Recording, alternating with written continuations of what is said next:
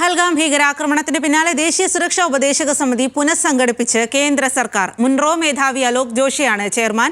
സൈനിക, സായുധ സേന, പോലീസ് വിഭാഗങ്ങളിൽ നിന്ന് വിരമിച്ചവരെയാണ് പുതിയ 7-അംഗ ബോർഡിൽ ഉൾപ്പെടുത്തിയിട്ടുള്ളത്.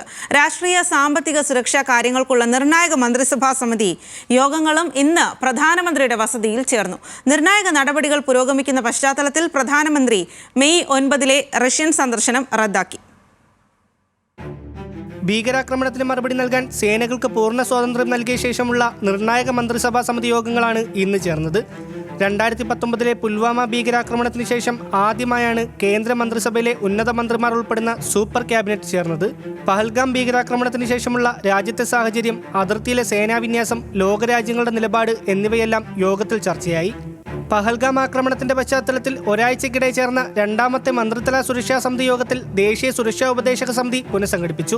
2018 ശേഷം ആദ്യമായാണ് സുരക്ഷാ ഉപദേശക സമിതിയുടെ പുനഃസംഘടന. റിസർച്ച് ആൻഡ് അനാലിസിസ് വിങ്ങിന്റെ മുൻ മേധാവി അലോക് ജോഷിയെ സമിതിയുടെ തലവനായി നിയമിച്ചു. സൈനിക സേവനത്തിൽ നിന്നും വിരമിച്ച മുതിർന്ന ഉദ്യോഗസ്ഥരെയും 7-അംഗ സമിതിയിൽ ഉൾപ്പെടുത്തി. പശ്ചിമ വ്യോമസേന മുൻ commander air marshal PM Sinha, ദക്ഷിണ ആർമി മുൻ commander lieutenant general AK Singh, rear admiral Monty Khanna, മുൻ IPS ഉദ്യോഗസ്ഥരായ രാജീവ് രഞ്ജൻ വർമ്മ, മൻമോഹൻ സിംഗ്, മുൻ IFS ഉദ്യോഗസ്ഥൻ B വെങ്കടേഷ് വർമ്മ എന്നിവരാണ് സമിതി അംഗങ്ങൾ. ഭീകരാക്രമണത്തിന്റെ തുടർ നടപടികളുടെ പശ്ചാത്തലത്തിൽ റഷ്യയുടെ 2ാം ലോക മഹായുദ്ധത്തിലെ വിജയാഘോഷ ദിനത്തിലെ വിക്ടറി പരേഡിൽ പ്രധാനമന്ത്രി നരേന്ദ്രമോദി പങ്കെടുക്കില്ല. പകരം രാജ്യത്തെ പ്രതിനിധീകരിച്ച് പ്രതിരോധ മന്ത്രി രാജ്നാഥ് സിംഗ് പങ്കെടുക്കും.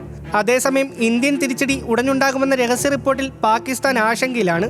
വെടിനിർത്തൽ ലംഘിച്ച് രാജ്യാന്തര അതിർത്തിയിൽ പാക് പ്രകോപനം തുടരുകയാണ്. യാതൊരു പ്രകോപനവുമില്ലാതെ സൈനിക പോസ്റ്റുകൾക്ക് നേരെ പാകിസ്ഥാൻ വെടിയുതിർക്കുന്നത് തുടർന്നാൽ ശക്തമായ തിരിച്ചടി നൽകുമെന്ന് സൈന്യം മുന്നറിയിപ്പ് നൽകിയിട്ടുണ്ട്.